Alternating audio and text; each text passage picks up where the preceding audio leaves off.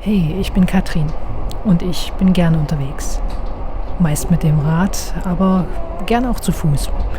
Schon immer war ich begeistert von Skandinavien, vor allem weil man da einfach sein Zelt aufschlagen kann, ohne Ärger zu kriegen. Mit dem Rad habe ich schon öfters Mehrtagestouren allein gemacht. Das Solo-Wandern hingegen ist für mich Neuland. Und so mache ich mich Ende Juli mit leichtem Gepäck und inspiriert von Christine Thürmers neuem Buch auf 25 Wegen um die Welt auf nach Mittelschweden, auf den Södra Kungsleden. Über 3 Wochen allein unterwegs. Oder etwa nicht? Begleitet mich doch einfach ein Stück auf meiner Reise. Geht los! Die ersten Meter auf dem Södra Kungsleden. Ich bin super gespannt. Es ist voll still, abgesehen vom Wind, total mild. Ja, 4 Kilometer, wow. Let's go.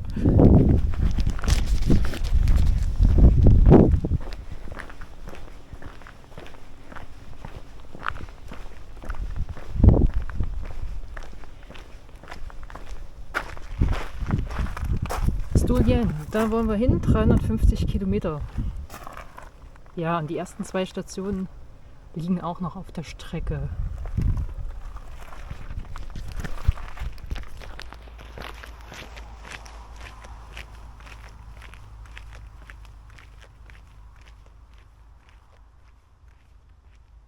Es ist jetzt circa um 8.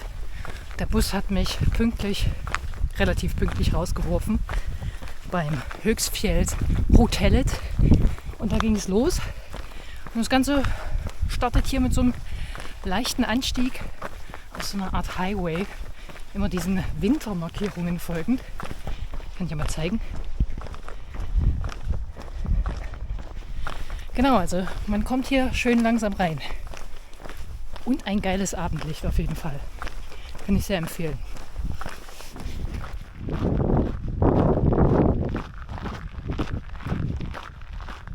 Boah, erstes Hindernis. Yay.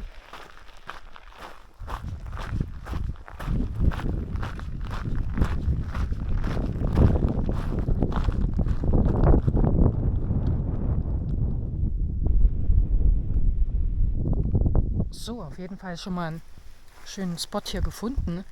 Ostfjellstugan nach gerade mal 4 Kilometern. Ich baue hier schon mal das Zelt auf. Ein bisschen geschützt, ein bisschen windstill. Hab mir auch schon Mückenzeug dran gemacht. Da ist das Örtchen. Geiler Sonnenuntergang. Grillplatz auch gleich nebenan. Und die Hütte, die für Notübernachtung gedacht ist. Also das ist jetzt nicht so, dass man da irgendwie was buchen kann. Genau. Kleine Roomtour hier mal.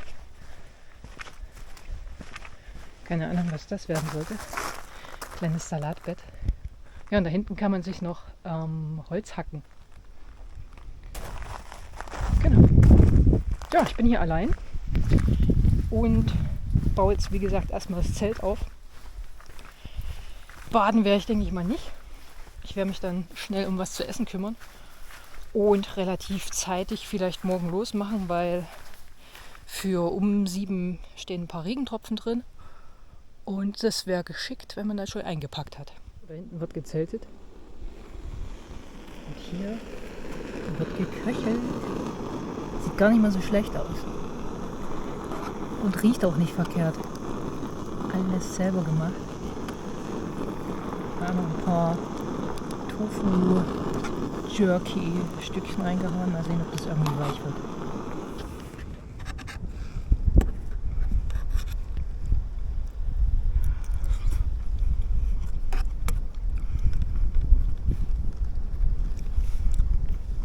Guten Morgen aus dem Zelt. Ich habe ganz gut geschlafen. Bisschen rumrotiert und so, aber ja. Mit Schlafmaske weiß ja doch irgendwie 4 Uhr noch was hell wird. Ja, in der Ferne grollt schon ein bisschen. Ich werde jetzt zusehen, dass ich mich schnell anziehe, umziehe, kurz frisch mache und ja, schauen, dass es nicht regnet, aber ich sehe schon ein paar Tropfen hier auf dem Zelt. So schnell kann das Wetter umschwenken und ich habe mich entschieden, erstmal wieder in die Hütte reinzugehen. und mein Zeug nochmal zu sortieren, mein Klopapier zu suchen, weil ohne mein Klopapier trinke ich keinen Kaffee. Ja, wir gucken mal rein in die gute Stube.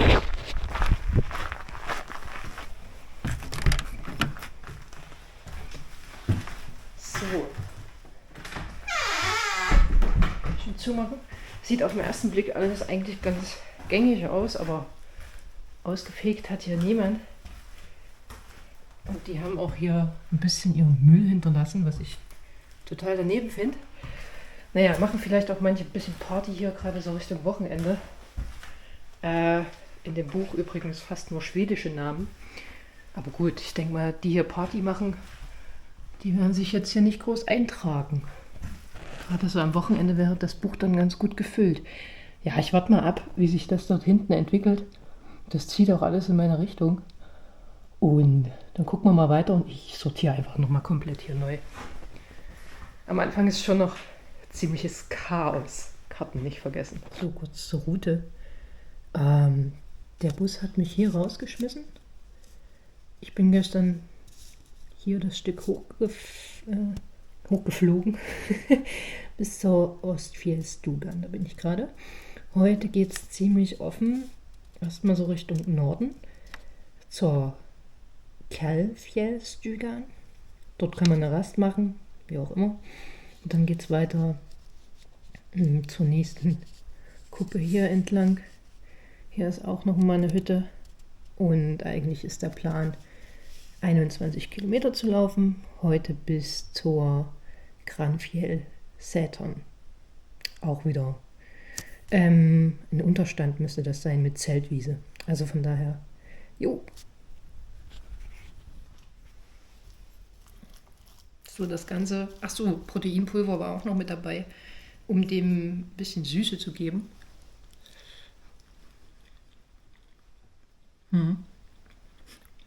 Ja, kann man schön essen. Ich habe mich entschieden, heute die Mütze aufzusetzen, auch hier drin, weil es doch ziemlich windig ist und ich nicht direkt am Anfang meiner Reise schon so viel riskieren will. Genau. Wichtig, einen warmen Kopf behalten. So, zum Wohl. Oder, wie sagt man so schön, guten Appetit. Ja.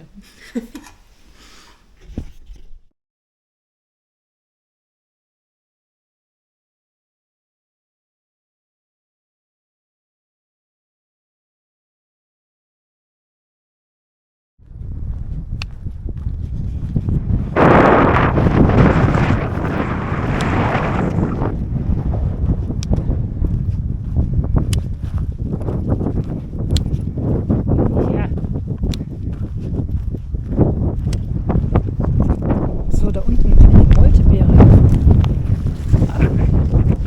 Weit unten. Bin vorhin schon an welchen vorbeigelaufen, allerdings waren die noch recht rot. Und wenn die reif sind, werden die dann orange. Ich probiere mal. Klein, aber fein. Geil. Voll süß. Marmelade. Hier wächst Marmelade. Fehlt nur noch Brot irgendwo. Brotbaum. Ja, coole Entdeckung, aber ganz schön weit unten. Und ich habe sie jetzt noch nicht so viel gesehen. Ich glaube, je weiter man nördlich kommt, umso mehr Moltebeeren gibt es dann. Ja, bin ich mal gespannt, ob ich mal richtig viele finde. Denn ja, da kann ich mir tatsächlich Marmelade machen. So, hier ist ein wunderschöner kleiner Waldsee. Der ist auf dem Komoot gar nicht drauf. Da gegenüber dieses geile Geröllfeld. Ich dachte schon, ich muss drüber weglaufen. Aber kurz vorher hat der Weg eine Biege gemacht und ich darf jetzt hier im Wald weiterlaufen. Das hier ist der Weg. Da geht's weiter irgendwie. Keine Ahnung.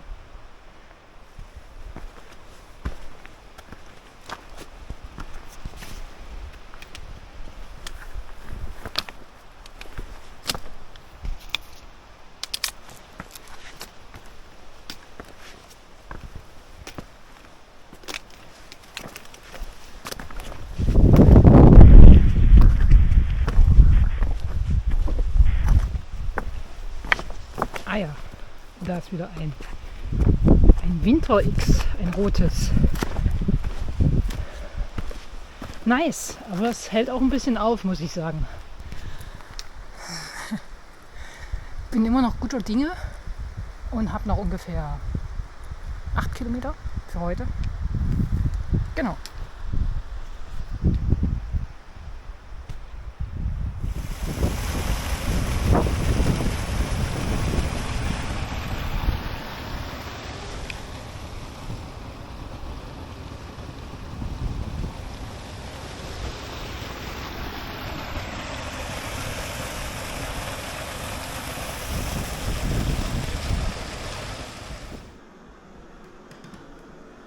Ich habe das vorher eingeweichte Gemüse jetzt aufgekocht und noch ein bisschen Zitronenöl, was hier in diesem Schrank war, noch mit dazugegeben.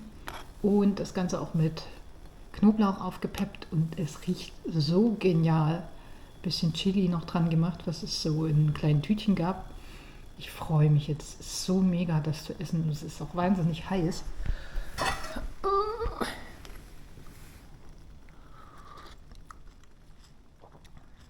Sehr geil. Game Changer. Mache ich wieder so. Ich freue mich. Ich könnte heulen. Also ich esse jetzt diesen ganzen Pott. Das ist zugleich vorgezogenes Abendessen. Denn wer weiß, wann man es wieder so schön hat, vor allem auch windgeschützt. Ja, und dann sind es jetzt noch knapp 6 Kilometer. Dann brauche ich eigentlich nur noch das Zelt aufschlagen und mich von Mücken zerstechen lassen. Also fertig. Guten Morgen. Ich habe jetzt 11 Stunden in diesem Zelt verbracht und habe ziemlich gut geschlafen. Ja, kleine Roomtour an der Stelle. Also es scheint ziemlich kalt zu sein. Ich hatte nachts die Kapuze noch auf und die Kapuze vom Schlafsack. Irgendwie 7 Grad jetzt morgens. Also werde ich mich auch gleich mal einpacken, umziehen, einpacken. Und so sieht die Bude aus. Ja.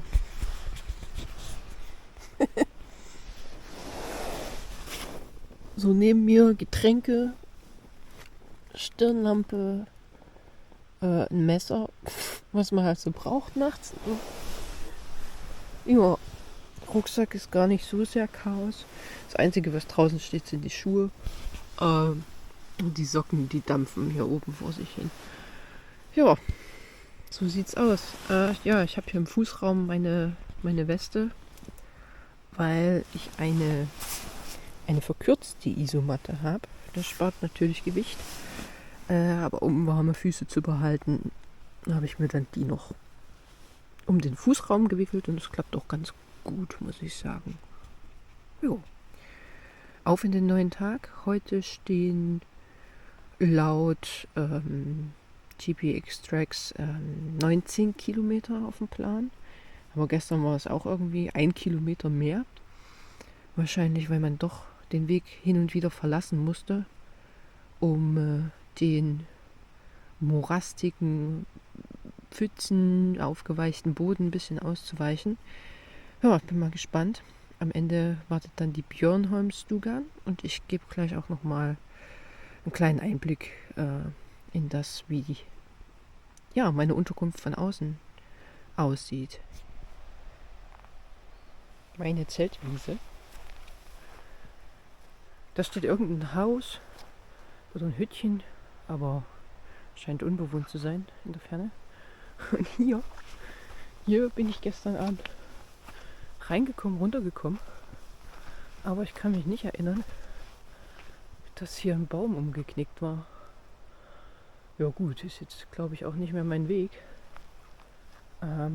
Das ist die Kranfjellsätern. Schöne kleine Hütte. Da habe ich gestern auch drin Feuer gemacht und mein Essen über dem Feuer warm gemacht. Mit einem kleinen Ofen. Ging ziemlich schnell warm zu machen. Und ja, da hatte ich dann gleich noch ein bisschen Wärme und bin mit der Wärme dann in den Schlafsack gegangen. Klar, ich hätte auch draußen Feuer machen können, aber das hätte dann, glaube ich, noch ziemlich viel länger weitergebrannt. Wollte ich nicht unbedingt. Dort hinten ein kleines Klohäuschen und da gehen wir auch gleich mal hin.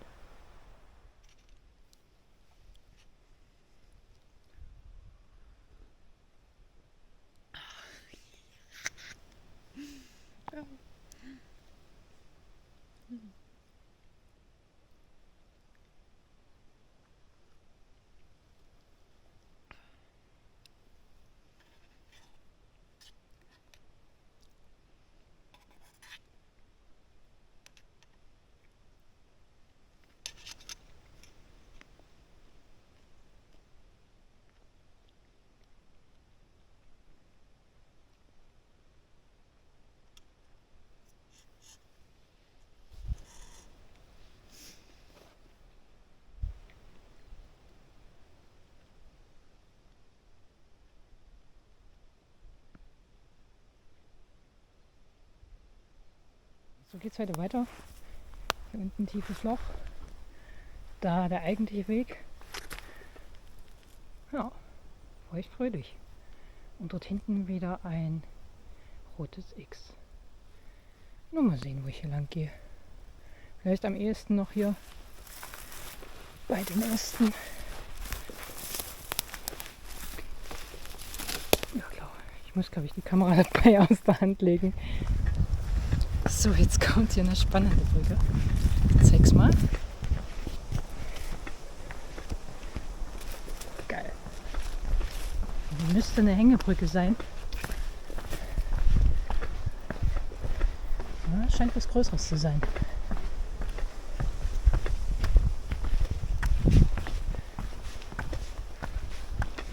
Ich habe sie für mich allein. Sehr cool. Das ist aber ziemlich stabil.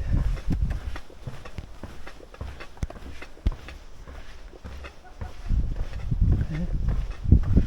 Campingplatz.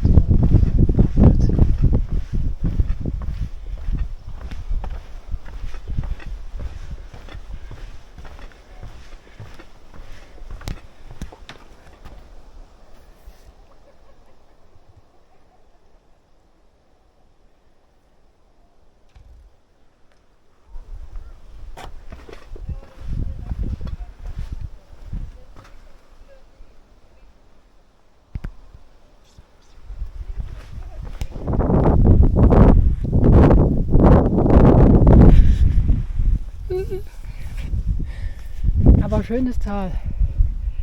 Ich habe trotzdem Durst. Nicht mehr viel zu trinken. Und hoffe mal, dass diese Lildalstüger, die gleich hier um die Ecke kommt, ein bisschen was an Wasser hat. Frisches Wasser und nicht so hier Pfützen. Ja, keine Ahnung. Bär, großer Hund. Also ich habe Schuhgröße 43 hier. Ja, ist was Größeres.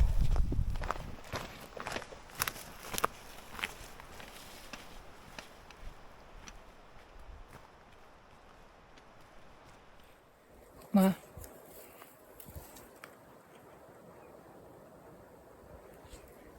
Der Haufen ist so groß wie ich. Ja, so kann es auch gehen, wie hier. Breiter Kiesweg. Aber ist nicht schlecht, um mal ein bisschen Meter zu machen. Und ich bin auch gleich da, an der Björnholmstuga. Das sind jetzt noch ungefähr 2,5 Kilometer. Und vielleicht gönne ich mir dort heute mal ein Bett. Denn da kann man für 200 Kronen auf Vertrauensbasis eben auch eine Matratze buchen. So sieht das Ganze aus. Und das, was hier im Rucksack klappert, das ist mein kleiner Bärenschreck. Das ist, glaube ich, der Löffel oder Göffel oder Mabel. Keine Ahnung. Auf jeden Fall, nee, Mabel gar nicht. Label wäre es dann, wenn schon. Genau, im Topf. Aber ist jetzt auch nicht schlimm. Stört mich nicht. Was ist das nicht hier? Liebste Fettsträhne. Na gut, vielleicht kann ich mir auch heute mal die Haare waschen. Die Unterkunft soll wohl an einem Flüsschen liegen. Das letzte Flüsschen, das ich hatte, war allerdings eisekalt. Ja, naja gut. Mal gucken. Fürs Wandern geht's. Und ja, kleines Lüftchen zieht hier auf. Die Temperaturen sind super angenehm. Vorhin hatte ich sogar mal die Beine kurz und Arme kurz. Aber Beine kurz ist gar nicht mal so cool. Dann hast du ja überall diese Blaubeersträucher, schmale Wege. Ja, jetzt dachte ich, es kommt ein Auto, aber scheint ja nicht gut befahren zu sein. Ja, in der zweiten Hälfte jetzt habe ich auch ganze 2 Leute gesehen. Das meiste, was hier so rumkommt, sind so Tageswanderer. Die wenigsten mit einem mehr oder weniger großen Rucksack auf. So, Endspurt.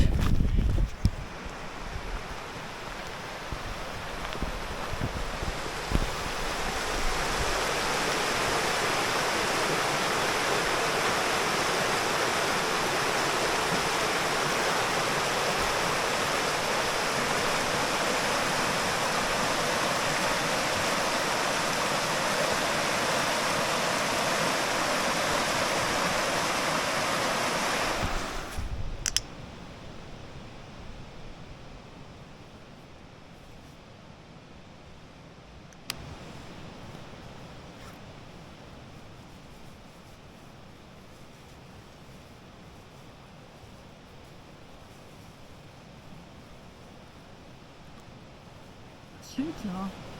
Man muss nur aufpassen, dass man mit den Füßen nichts vom Boden aufwirft. Ja.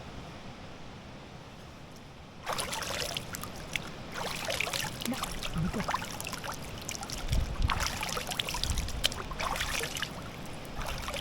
Oh, kalt.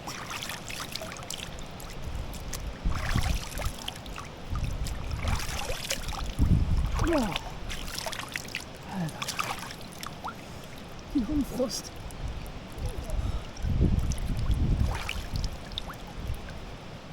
So, ich denke.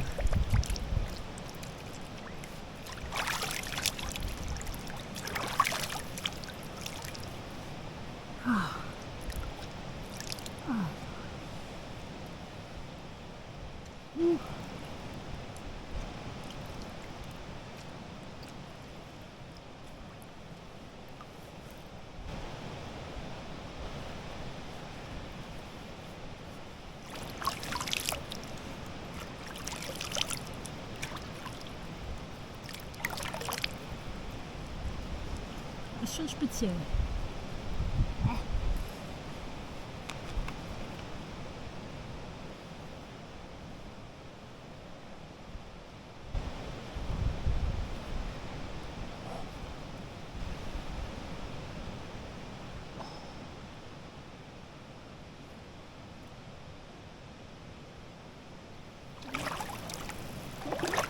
Die Blüte ist sauer. Flieg noch hin. So, das ist die Björnholm Stuga. Hier hinten habe ich es mir bequem gemacht. Schön breite Matratze. Ein Kissen kam mit dazu, aber ich habe dann noch meine Jackeninnenseite draufgelegt. Und natürlich meinen Schlafsack. Ich bin hier übrigens alleine. Welche Überraschung. Und hier köchelt schon das Abendessen. Ja, auf kleiner Flamme. Holz war da. Ich habe ein bisschen Anzündholz gemacht. Ansonsten hier Korb voll mit Holz.